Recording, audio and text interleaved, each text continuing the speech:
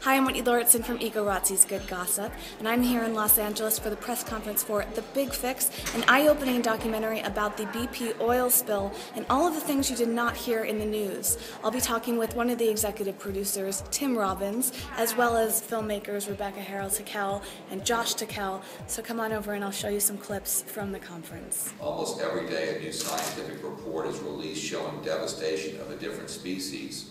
Over 400 dolphins have washed ashore dead. Thousands more have died. While these impacts are bad enough, what is even more frightening is that the oil is still leaking. We have been lied to. We were told repeatedly by local officials that the air and the water was not dangerous. Shortly after we started filming, I started to notice some really strange symptoms. On my chest, I started to have these blisters that were raised up off of my chest. It was all the way from my neck down to here, and it didn't go away. It upsets me greatly to think that there are thousands of other people who have been affected in the same way that I have, and that it is not being addressed in the media. I have two friends that work on the cleanup. I sprayed from dispersants from BP with the Ecorazzi, and they are actually dead right now. The government tells me it's okay. The government tells me there's no more oil. The government tells me they're not spraying this with no more corrective. I look up in the sky. I see the plane spreading. I look out in the water and I see the oil. Because everything they're telling y'all is a lie.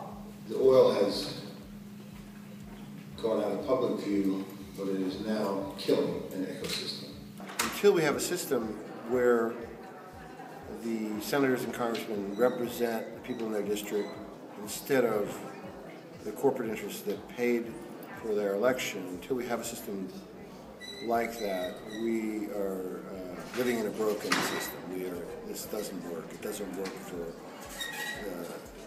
the 99% or however many percent you want to call them.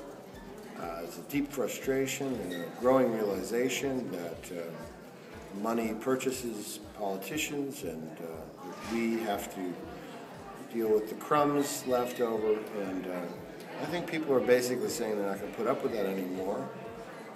So what essentially has to happen first is we have to have election reform so that a person that's not serving the interests of the few can be elected to serve the interests of the many.